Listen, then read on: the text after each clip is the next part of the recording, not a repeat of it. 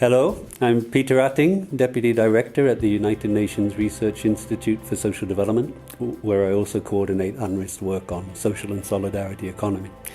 It's a great pleasure to be able to address this session of the 2014 ILO SSE Academy. I had hoped to be with you in person, but alas, I've been prevented from traveling due to some health problems.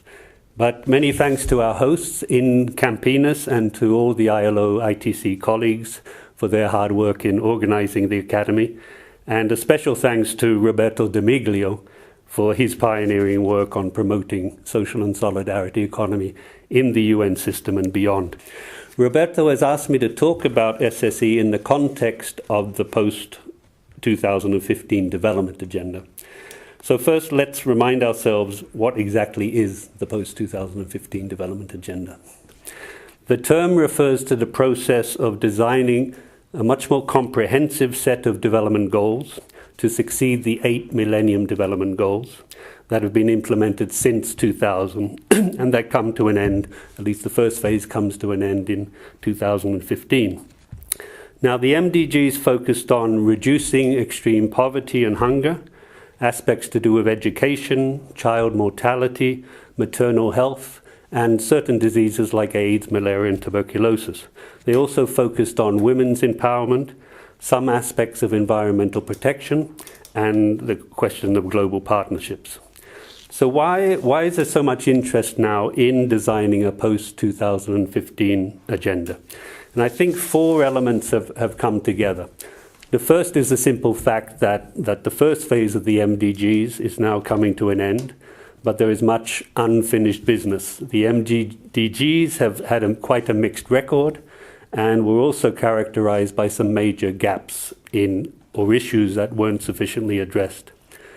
Second was the fact that halfway through the MDG process, we had several major global crises linked to finance, food, and energy.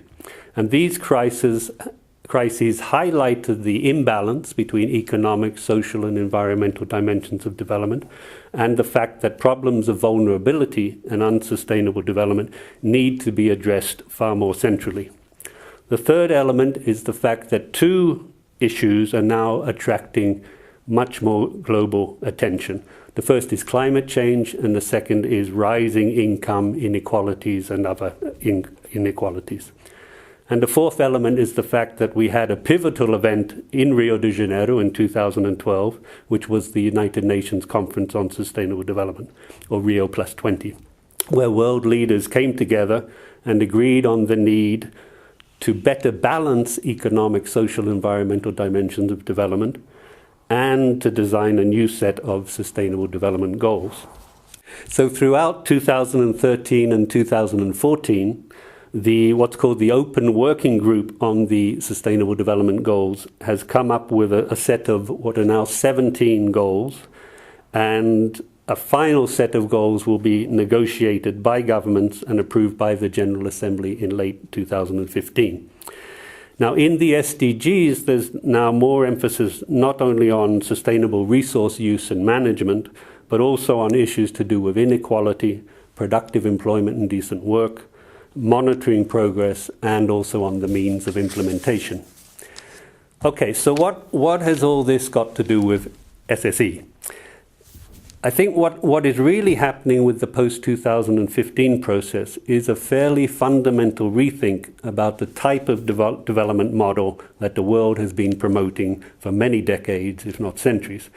And while it's a model that has generated tremendous wealth and technological progress for some, it's also a model that has polluted and degraded the planet. It has not been able to lift 2.5 billion people out of poverty. It's a model that's generated precarious employment for many of what the ILO estimates 1.5 billion people in the informal economy. It's a model that's given us recurring financial and other crises.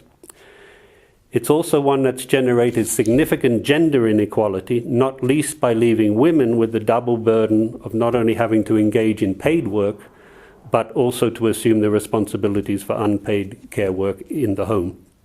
And finally, it's a model that's really concentrated economic power in the hands of giant corporations and financial institutions, and concentrated income and wealth in the hands of the super rich.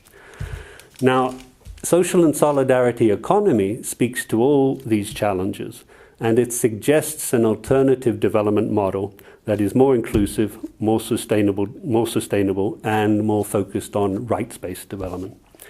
So SSE is really about economic activities and forms of solidarity that provide essential goods and services. It's about reintroducing principles of democratic decision-making, equity, ethics, and solidarity into economic activities. And it's about not only economic empowerment, but also political empowerment of disadvantaged and alienated groups. With SSE, the focus is very much on what's called active citizenship, and the capacity, and enhancing the capacity of disadvantaged groups to exert claims on powerful external actors. And it's about building resilience to external crises and shocks. So fundamentally, SSE involves the promotion of organizations and enterprises that by their very nature promote sustainable development, because they simultaneously pursue economic, social, environmental, and often emancipatory objectives. In other words, it's a model that almost by definition focuses on the three pillars of the concept of sustainable development. Now, this is very different to the conventional enterprise or growth model, where economic progress has typically been associated with high social and environmental costs. So our position is that if governments and international development organizations are to take sustainable development seriously, they need to take SSE seriously. And this is why we set up in September last year the United Nations Interagency Task Force on Social and Solidarity Economy, which now has 23 UN and other organizations as members and observers. The task force aims to raise the visibility of SSE within the UN system and beyond, and to assist governments in adopting policies that favor SSE. And one of our first tasks was to produce a position paper, which has been distributed, or prepared in fact, for the ILO Academy on SSE and the challenge of sustainable development.